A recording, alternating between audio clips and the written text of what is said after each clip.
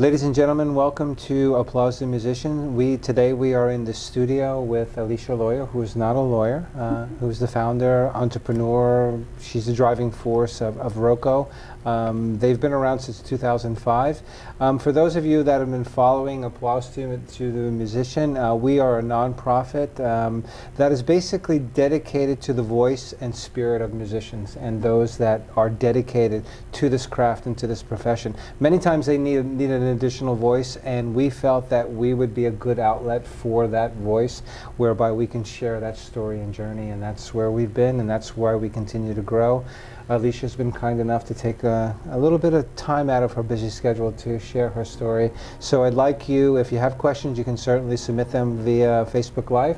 And Alecia, welcome to Applause the Musician. Thank you so much. It's a pleasure, and it's an honor because you do so much. Well, you know, founder, and then building this, and then having a vision, and you know, from where you started to where you are today, and you have a family, and you know, you play the oboe on top of everything else.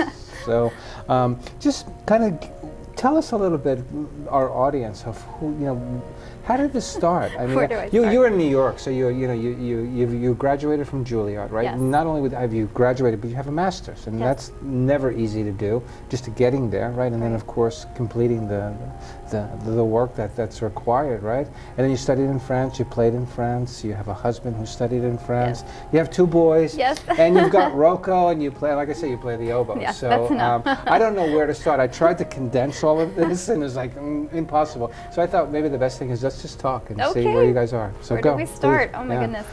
Well, I mean, nothing can happen without relationships. Nothing can happen without people involved. It can't just be one person. And I think that's what's important about everybody's journey, is that they find people that can be in dialogue with them and also be in partnership with them and help tell them no and yes when it's important. And throughout my life, I've always had and been lucky to have these people that are dynamic partners, whether it's my husband or people in RoCO's team or people even at Juilliard who not only encouraged but discouraged at the right time too. I think that's pretty important. That's important. No? Editing your life or ruthless prioritization is what I talk about all the time. Good. And I think that's important too when you have kids. That's where it starts. You have to just ruthlessly prioritize what you do every single minute of the day. I go through a sticky note pad at least once every 2 days just to try to keep writing what I'm doing and changing it. So yeah, so I started at SMU. Longer story than that, but I was at SMU as a physics oboe major and wound up purely oboe. Why the oboe? My dad's a band director, and my mom wanted me to play something a little different, and so it was easy to start that way. I was one of the few that started on oboe, which is rare. You usually start on clarinet or flute and move. But I did get to start on it, and it was just such a challenging, interesting instrument to have to learn. You have to make your own reeds. You do have to make my own reeds, and actually that's pretty interesting. I think most oboists are right and left brained, so you have to have both those sides. And I think that's what's fascinating. We have to play with knives all the time, which is also disturbing as well. Does that help? Yes. I think it helps you ruthlessly prioritize if you want to right. do that. But then I wound up in a funny way at Juilliard. I have a very funny story about sort of accidentally auditioning there. And wound up there for my master's. When you say accidentally, how do you accidentally audition at Juilliard? You kind of have to be invited in, kind of thing. Well, I was actually supposed to audition for another school that same week on a Tuesday night, and my fiance at the time and I were in New York, and we were walking around New York City, looking around. I said, "Oh my goodness, that's Lincoln Center." It was very, very green. That means young and unknowledgeable. You don't have to be young to do that. But and then I saw this Lincoln Center, and then I said, "That's Juilliard. That's a good school." So we walked up to the entrance, and there was a sign that said, "Do not come in, we're not open." So I went in. I love your spirit. That's good. It wasn't really me doing this. Really it wasn't. No, it wasn't me. Course, And this woman was on the phone, and as soon as she hung up, it just came out. I said, "I want to audition for your school." And it didn't make any sense to me, but she looked up and said, "What do you play?" And I said, "I play the oboe." And she said, "It's so funny. I just hung up with a cancellation for oboe on Tuesday at 4:40, which I found dorky and funny, A440, oboe tunes to A440. Anyway, TMI, but I wound up auditioning at Juilliard, and it was just an amazing miracle, and got in there. So it was a great thing because that's an act of faith. You've got an angel on your shoulder, you know that? That's, I think somebody's from behind pushing me a lot, or from leading by the nose. I don't know. It's a little crazy, but I think that's kind of a piece of a lot of it, is just taking those steps that are not normal Yes, and taking absolutely. those chances, especially when you're younger. I do a lot of career counseling now, it feels like, and taking those chances that seem a little tangential to your life, but really are not, Right. and that's what's exciting about that.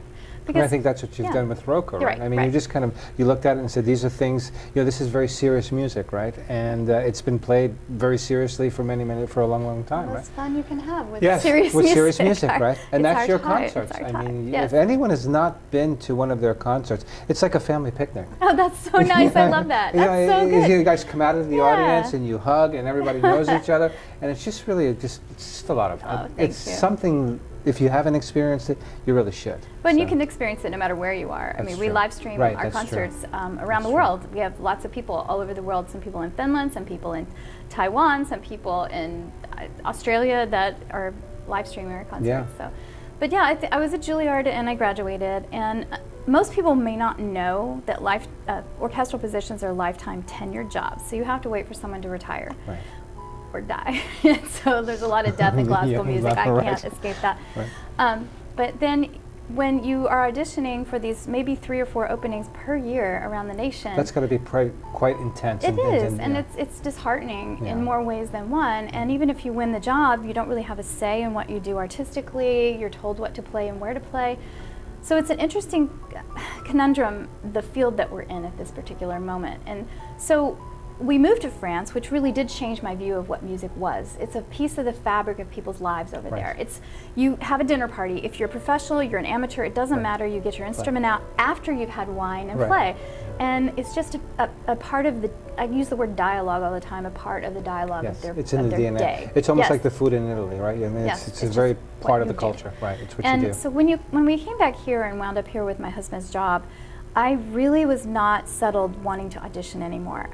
I had heard of a couple of groups starting up, and so I was a Here in part. Houston, Yes, right. I was a part of 3 startup orchestras, chamber orchestras, that happened. They all had brilliant ideas, truly brilliant ideas, and then I saw them kind of in succession, 3 of them.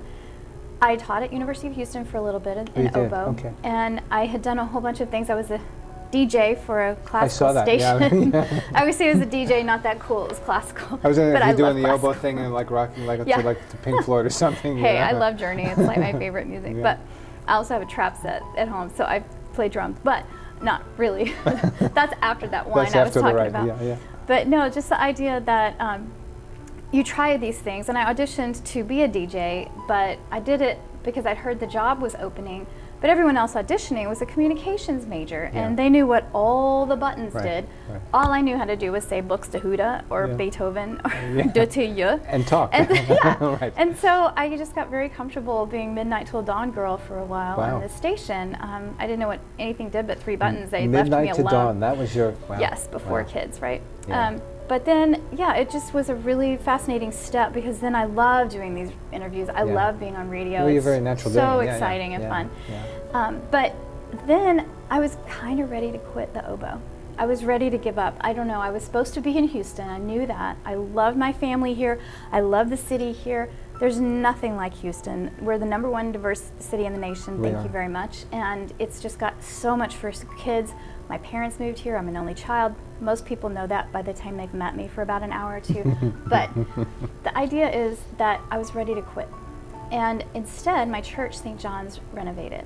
And it's a beautiful Frank Lloyd Wright style building. Yeah, it's a that beautiful They building. chose, instead of tear down, they chose to renovate, which Renovate is it. brilliant. And so they gutted it. And that's a and permanent redid it. venue for with It is RoCO. one of our Yeah. venues Well, you're now, one but in we were there. birthed there. I mean, that's Yeah. where we started. And it really That's did amazing show in the itself, acoustic. isn't it, Alecia? That you have kind of an almost permanent residency there, you know, Right. almost like the yeah. And that's it the is same thing. rare Yeah. for a group our size, especially even first being founded, to have a home to rehearse in. Yes. Usually you have to Right. rehearse in a gym or Yeah, something and exactly. then play. Or where but we can got find to, space, We right, got to yeah. do it right away in the space that we were performing, which made a big difference in our artistic growth quickly. Sure.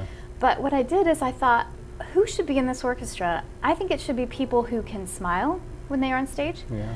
not falsely, but because it's who they are, and could get past themselves on stage, that are human first, because Right. that's my biggest thing. Authentic. Be human first. Right. Yes, be authentic where you are. Authentic, And be vulnerable, which is a very Yeah. big gift you can give yourself and your audience, is being vulnerable on stage, and that's very difficult. But I found these people that were, that's why half the orchestra is from all over. It didn't have to be here to fly in, I right? have this, Yeah, so I want to share this with the audience. So this is actually a smaller map, and you can probably, is this online? But no, but it should be. yeah, it should be, right? And Yeah, then this is good just, you idea. know, their musicians and composers come from all over, right? That's I mean, right. as far away as Vancouver and Montreal, and you know, big cities like New York and Los Angeles and Chicago that are really music forward, That's right? right. So That's right. it's And amazing. Houston Yeah. is music forward too. Yes, they are. It is now. And it's arts and great. culture too. Yes, It's an amazing city. spectacular. It really is. And so I think too, I call my talk when I talk about RoCO wildcatting in the arts, which is a very oil and gas term of wildcatting, which means you're going out hunting for oil and just drilling. Right. And that's what we're doing. Speculation, We're right. speculating Right. for who is our audience, which can be anyone. It's a wide net. And so what we did, I made it a why not orchestra. It was why not have concerts at 5 on Saturday? Be done by 7, you get on with your evening. When I go out with my husband, don't want to do just one thing. Just want to do multiple things. You're like, yay, I have a night. And then you have a family and kids, and you've also Yes. addressed that issue as So well. And I think that's a yeah. big deterrent for a lot of families, right? You're right. Especially ones that don't live in the city, right? You're So they right. have to come in, they have to say, okay, who's going to take care of the kids? But you guys have really kind of tackled that. Yeah, it's called RoCO Rooters. Yeah. Everybody can be a RoCO Rooter, but Yeah. technically, RoCO Rooters are 10 years and under, Yes. and different part of the church, they go to music It's a education. pizza thing, It's isn't a it? pizza thing. Yeah, I understand. They come in for one piece live, and then they stay for pizza and Right. movies. And so parents get a date night 3 Right. hours after the concert. That's so amazing. I jokingly say we're saving marriages one concert at a time. You are. So, yes, thank you. It I always think you have makes a some laugh. in the orchestra that are married, no? Yes, we Yeah, do. A yeah. couple of them I will take credit for. Yeah, But there you yeah, go. we have There a you lot go. of couples in there. That's good. I think because, and Something's working. well, I you'll think hear it's me working. say this Yeah. constantly. RoCO is about relationships. Yeah. Every possible direction, 360. You know, you say that, yes, at Take 5, which is our intermission, we go out and embrace our audience, literally and figuratively. Yeah, you and do. we have pronunciation guides for composers' names so people don't feel stupid when they're Right. reading it. Most people say Mozart wrong. They They're say intimidated. Mozart. Right. Right, they're And they now intimidated. know it's Yeah. Mozart, like pizza, Mozart. Right. You know, just like that pizza comes back.